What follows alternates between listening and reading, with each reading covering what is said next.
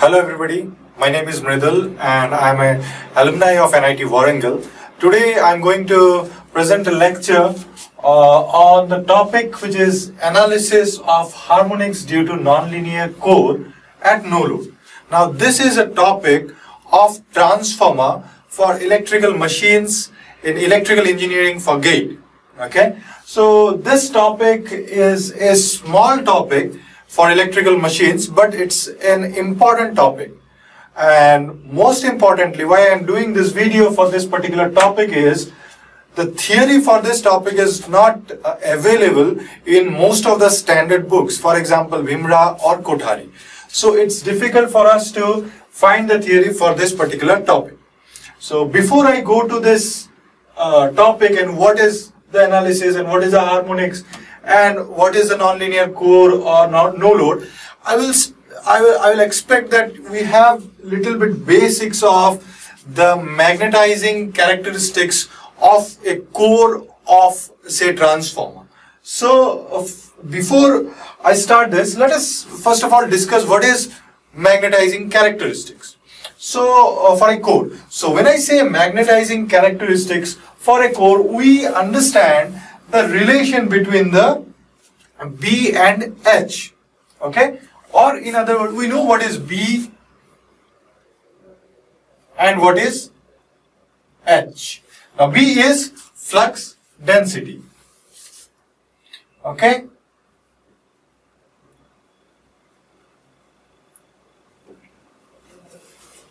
and H is intensity, okay, magnetizing intensity. So we have a relation between them, and the relation between them is B is equal to mu into H. Now this mu is called as permeability, okay, and whenever we draw a graph between them, that particular graph is called magnetizing characteristics or magnetizing curve. Now the thing is, this particular mu can be written as can be divided into two parts, which is mu naught into mu r. Now mu naught is the permeability constant, and the value of mu naught can be written as 4 pi into 10 to the power minus 7 Henry per meter. And this mu r, this is relative permeability. Now this particular, depending on the material that we are using for the core, the value of this mu r will change. Now suppose the minimum value of mu r is equal to 1, and that is for vacuum or air. So for vacuum or air, mu r will be 1. For any other material, the value of mu r will be more than 1. Okay, so this is the minimum value. Now, the thing is, this magnetizing curve can be of two types, that is linear and non-linear. Now, it will be linear or non-linear depending on the type of material we are using, and that type of material will have different values of mu r. Now, you see, linear and non-linear, how linear and non-linear, let us see that.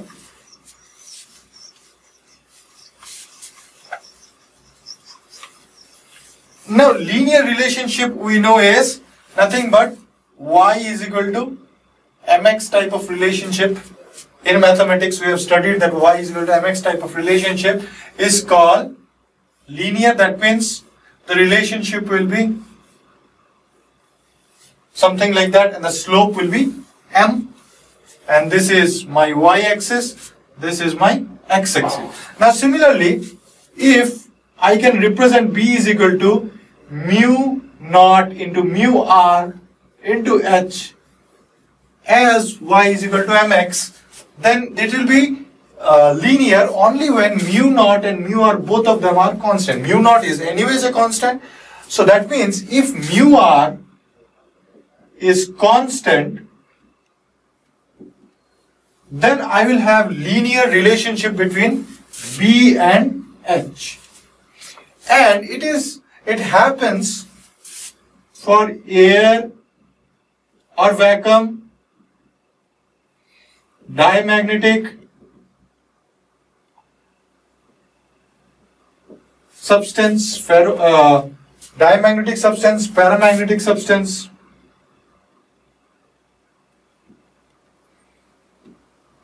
So for all this substance or all these types of core, if we use, we will have a linear relationship between B and H. Okay?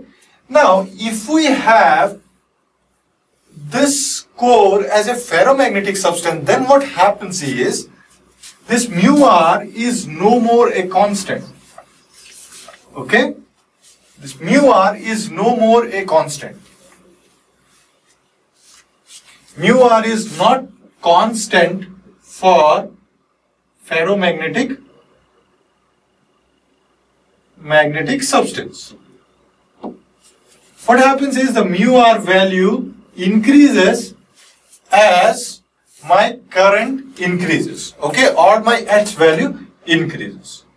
So this is the reason, since this is not constant, I do not have a linear relationship between B and H. Okay?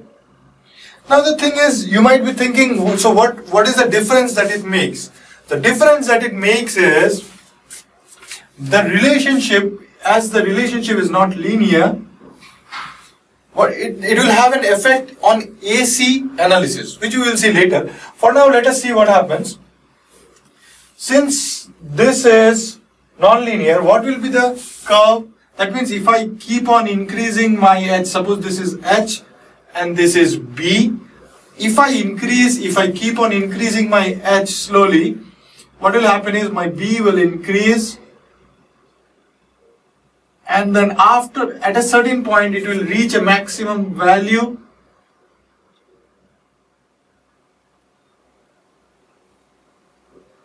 and then it saturates. That means saturates means after that value the increment of B will be very minimum for a very large increase of H. Okay, so this is the region, okay, at this region where it saturates. Okay, at this part you can say it has a linear relationship. Now this is something which we see when we increase the H in one direction, okay, or the magnetizing current. Now H and magnetizing current are proportional, whereas flux and B are proportional. So instead of writing H, we can write Im also, or magnetizing current. Similarly, we can write B and phi in an analogous way. I am expecting that we know what is the relationship between Im and H, B, and I am expecting that these are the prerequisites for this particular topic. So if you are getting confused between what is the relationship between B, H, and flux, and B and magnetizing current and flux, so you should cover this topic before understanding this particular topic. Okay, so now going forward, what I'm telling is, now this is a situation when I'm increasing the H in one direction, or in other words, say unidirectional current. Now what happens if I supply AC? So the moment I supply AC, that means my current will be AC alternating. So when my current is alternating, then what happens? Let us see. That is, in nonlinear case, when my supply is AC,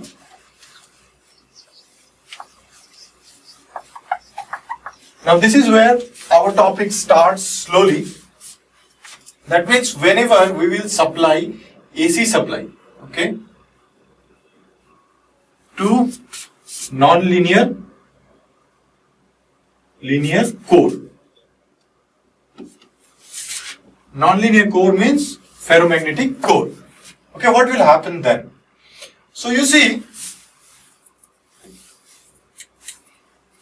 suppose the relationship between, say this is my B and this is my H. Okay? And say I have a sinusoidal magnetizing current.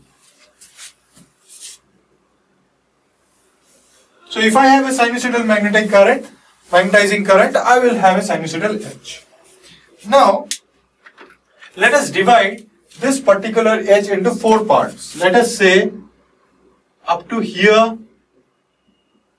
this is first part, then here second, then from here to here, third, and then from here to here, 4 parts. Okay? Now this is with respect to time. This is Im with respect to time. Now, what is happening here is, I am increasing my Im from 0 to a maximum point. That means, here I am increasing from 0 to some maximum point here. Let us say this is I max or H max. Okay, so let us talk in terms of H itself. So let us say this is H. Okay, now as this increases, what will happen to my flux density? What will happen is, since it is a nonlinear core, it will increase and then it will start to have some saturation. So at this point, let us say we got, okay, so this is my first part. Now let us see where will my second part. The second part, my H decreases from a maximum value to 0 value. That means my HM comes back to 0. Now here is a problem. Now whenever my H wants to come back, my B or the flux, okay, or the flux wants to come back through the same path, it cannot come. Why? Because the magnetic dipoles in the ferromagnetic substance cannot change their direction instantaneously. Okay, it takes time for them and it takes some energy is required to change the direction of the dipoles in the other direction. So what happens is, as my H decreases, my value of my B does not decrease much.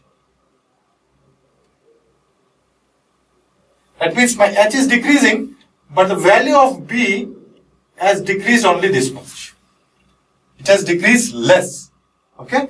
When I increase my H, the value of B increased up to this much, but when I again decrease my H, it decreased up to this much. So this is my second part. Now third part is, when my H again goes from 0 to maximum. That means now it will go from 0 to maximum in, say, this minus HM in this direction. So the moment it goes from here to here, now my B will be in the, it slowly decreases, it becomes 0 at this particular point, and then it goes up to, say, this point. Okay, so this, from here to here, let me draw it with some other pen. So say from here to here is my third part. Okay. Now fourth part is, again it goes from minus maximum to 0. At that time what happens is, again it cannot change. This is my BM value minus BM value. Now it cannot change its magnitude instantaneously. It will slowly decrease. So slowly it will decrease in this. So this is my fourth part. Again, what will happen? This will go on continuing here. So similarly what will happen is, it will join in this direction. So this is the fifth part. That means again it will go on repeating itself. Now it will repeat itself in this cycle. Okay? So this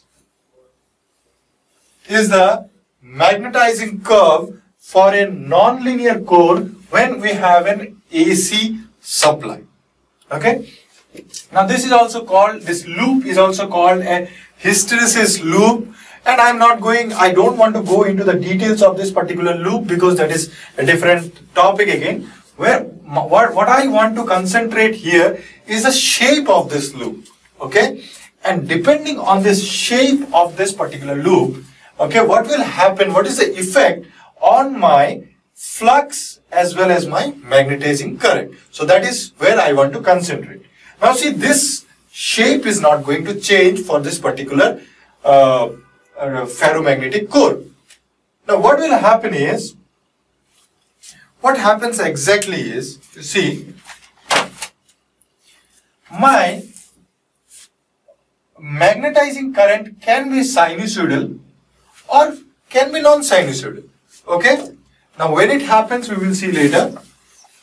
First of all, let us try to understand the simple relationship. That is, if I say y is equal to mx, this is a linear relationship. Now if I say that the shape of y is square, and since this is a linear relationship, I can easily say that if y is square waveform, then x will also have the same waveform. If y is sinusoidal, then x will also be sinusoidal. Okay? The magnitudes can vary, but the shape will be same. That is definite for linear relationship. Now, the moment it becomes non-linear, that means now y is not, this m is not constant. That means it's non-linear. The moment it becomes non-linear, now if my y is square wave, my x cannot be square wave. It will have a different waveform. If my y is sinusoidal waveform, my x cannot be sinusoidal waveform. It will have some other waveform. Okay? Now let us see what happens. Okay? That means, let us say we have sinusoidal flux, because you see, what happens in transformer is, we give sinusoidal supply, sinusoidal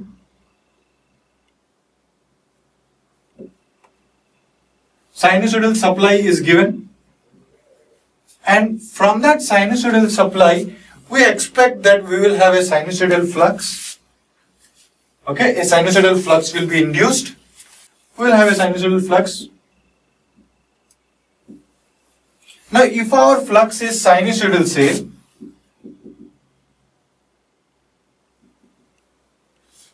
if our flux is sinusoidal, now let us draw it in this way. This is my flux. So I will draw the flux here.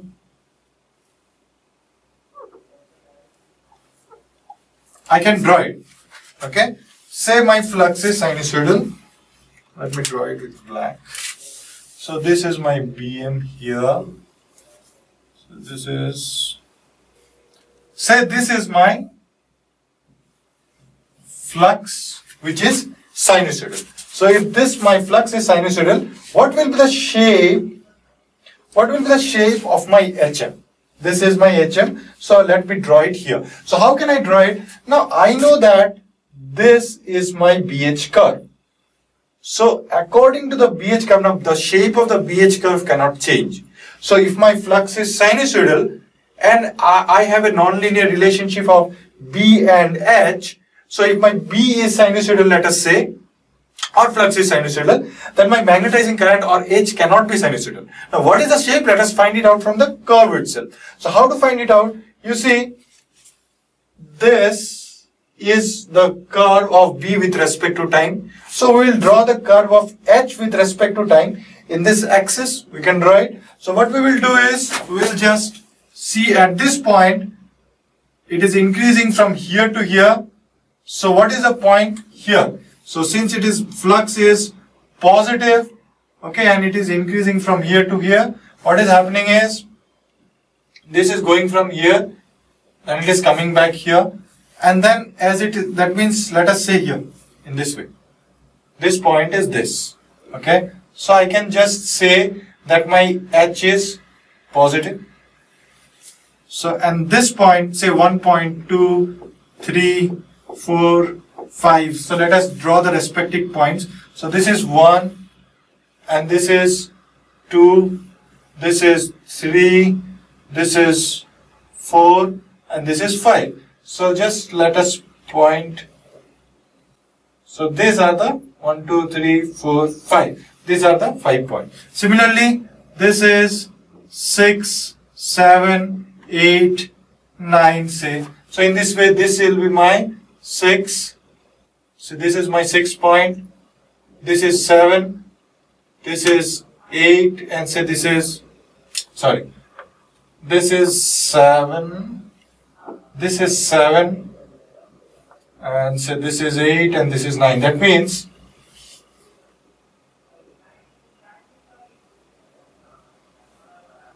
so in this way, we can draw the curve, and if we draw it, we will see that the waveform that is generated in this axis, it will be something like this. You can see also in your PPT the waveform.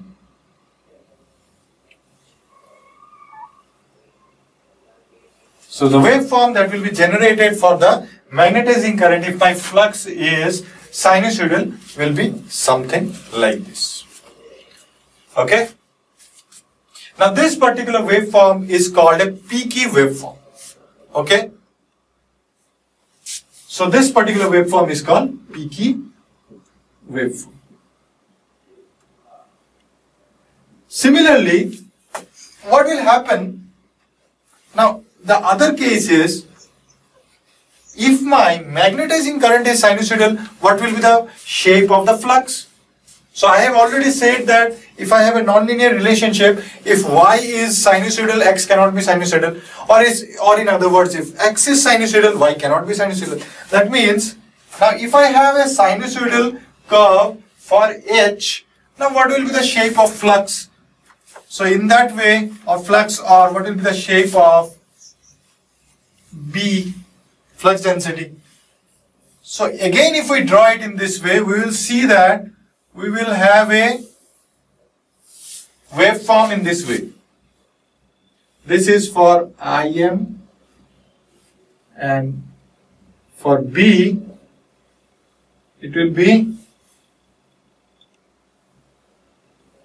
this particular waveform is also called camel hump waveform or flat topped waveform. The top is almost flat. Okay. So this will happen when my flux is sinusoidal. My IM magnetizing current will have this waveform. If my magnetizing current is sinusoidal, then my flux will have this waveform, which is called a camel hump or flat top. Okay. Now the thing is, when will my flux be sinusoidal, or when will my magnetizing current be sinusoidal? Now that is the point where we have to understand that in which cases, under what condition will I have sinusoidal flux, or I will have a non-sinusoidal or this particular camel hump shape of flux. Okay, this is the point that we have to understand. So to understand that, it's very simple. I will rub this part because this is not at all important now. Since we know that from BH curve we are getting, these are the curves that we are getting. Now we need to understand what happens. Now what happens is, since we have a sinusoidal supply, so my flux will always, we have a sinusoidal voltage supply, okay? We have a sinusoidal voltage supply, so my flux will always tend or try to be sinusoidal. When my flux is sinusoidal, what happens is, when my flux is sinusoidal, what happens is, if I have a nonlinear core, then I will have a peaky waveform. Okay. Now, peaky waveform means this is magnetizing current. This is magnetizing current. Now you see, this is magnetizing current. Now, magnetizing current is peaky. Peaky means, you know what? Peaky means there are two dominant harmonics. That is, one is the fundamental and the other one is out of phase third harmonics. Now, what will happen is, these two harmonics are there. That means I can break down by Fourier series. If we apply Fourier series to this particular peaky waveform, I can break it down into sinusoidal, fundamental and third harmonic. Okay, out of phase, that means out of phase means it will start from the opposite side. This is the third harmonic. See, this is the fundamental one and this is the third harmonic. Now, addition of them, if I add them, you see this is negative here and this is positive here. This is positive and this is negative. So, if I add them, ultimately we will get this particular type of peaky waveform. We'll get this peak. Okay. So a peaky waveform has two dominant harmonics. One fundamental part and one third harmonic part. Okay. Now, this is a problem. The problem is, this is third harmonics, and the property of third harmonics is similar to the zero current that we have studied in, say, power electronics. Now, if somebody who doesn't know what is the characteristics of zero current, I will say that it's like third harmonic needs a path to exist. When I say a path to exist means either it should have a closed path or it should have a path through the ground. Okay? So, for third harmonics to exist, it should have a closed path, for example, a delta, or it should have a grounded path, for example, a single phase transformer. Now, a single phase transformer, what is there is one phase is there and one side is grounded. Okay? So, that is a single phase. Now, if I have a three-phase star connected, say I have a three-phase star connected, but the neutral point is not grounded. Now, if the neutral point is not grounded, my third harmonics cannot exist. Okay? If my neutral point is grounded. Okay? That means now I have seen that I have two cases. So, let us just figure out the two cases. That means the third harmonic will exist or not exist. It will exist on, say, single phase transformer. Secondly, it will exist on, say, star connected three phase, star connected, grounded, neutral, grounded, neutral. Third point will be, say, closed delta, closed delta.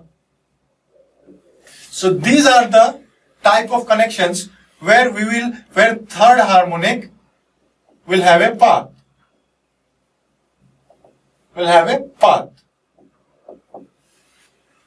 Now, in which case the third harmonics won't have a path? For example, if we can take the example of open delta. We can also take the example of star which is ungrounded. That means star ungrounded or isolated, we can say isolated neutral.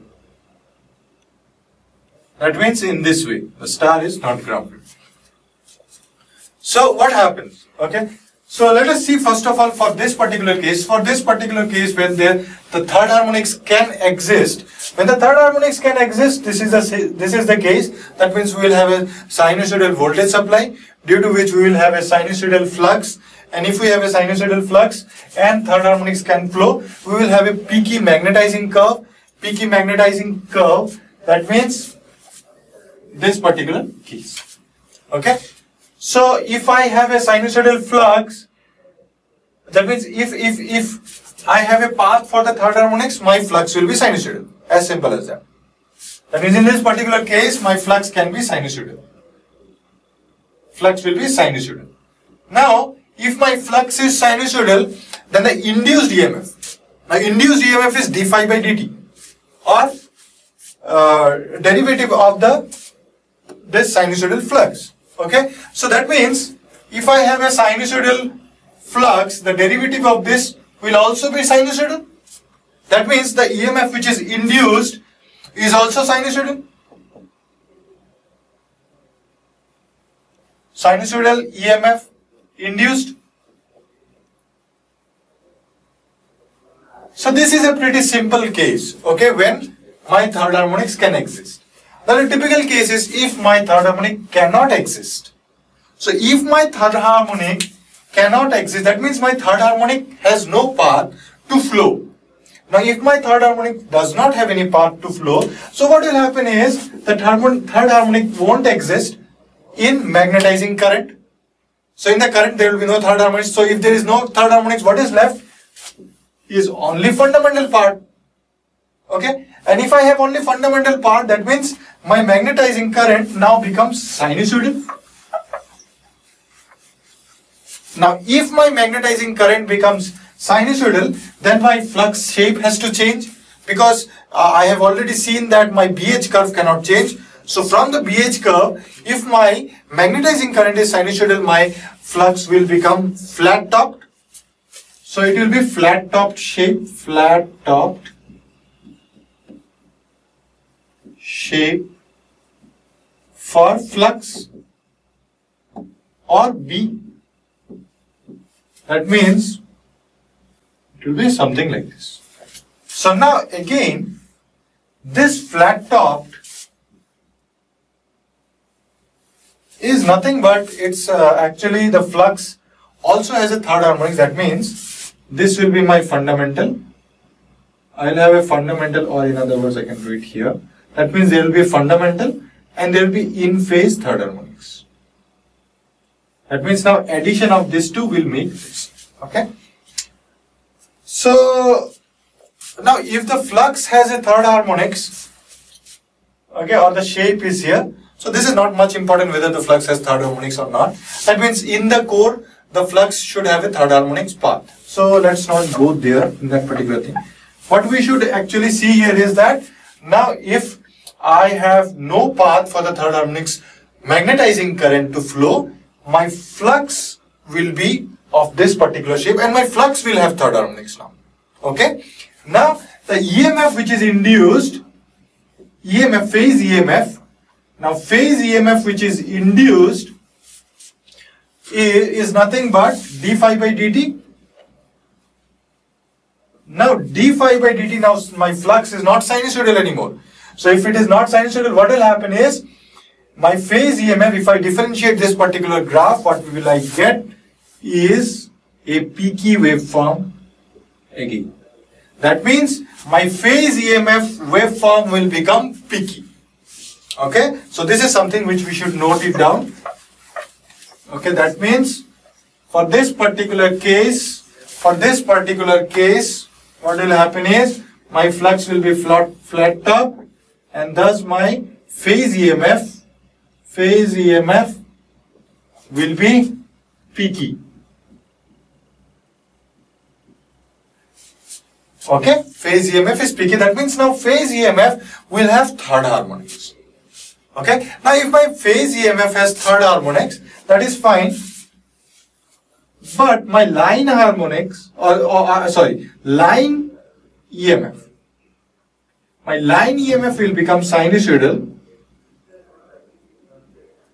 as we know that the third harmonics of both the lines will get, they will get cancelled out. Okay, for both the phases, there will be third harmonics and they will get cancelled out. So ultimately, if we take the line, the waveform of the line EMF, we will have a sinusoidal waveform. Okay, so this is a theory. This is everything. A brief way of presenting this particular theory, and on this particular theory we have gate questions. Okay, so let us see what are the gate questions that comes from this particular topic. So the first question in your PPT, you can see it is 1 kVA, a 1 kVA 230 volt 100 by 100 volt single phase transformer having negligible winding resistance and leakage inductance is operating under saturation, while 250 volt 50 hertz sinusoidal supply is connected to the high voltage. A resistive load is connected to the low voltage, which draws a rated current. Which one of the following quantities will not be sinusoidal? Okay, will not be sinusoidal. So that means, now in this case, you see, it is said that it's a single transformer case, single phase transformer. So single phase transformer means we have a path for the third harmonics. Since we have a path for the third harmonics, so we should again, so in this way we should solve the numerical. So the way to solve this is, it is given in the question, it is single phase transformer. So that means my flux will be sinusoidal. Directly we can write, and my magnetizing current will be Peaky. Okay. So you see, if my flux is sinusoidal, so my induced EMF induced will be sinusoidal. Since d phi by dt, I will get the same curve. Okay.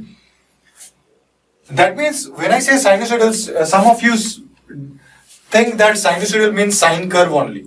A sinusoidal can be cos or sine, any of one of them. That means if flux is say cos theta, okay, phi m cos theta, then what will be my EMF? EMF which is induced for a single turn, let us say it will be phi m sine theta. Okay, this is just a differentiation. A negative sign will come.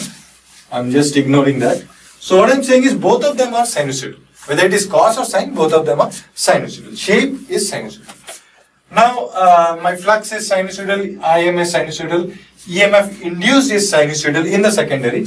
Now it is said in the question that in this particular transformer, the secondary is connected to a resistance. So since this EMF which is induced here, okay, is sinusoidal, so the current flowing in the secondary will be sinusoidal. So secondary current, so what are the options here? Current drawn from the source, load current. So load current or secondary current or load current? Load current will be sinusoidal. This is because we have a resistance here.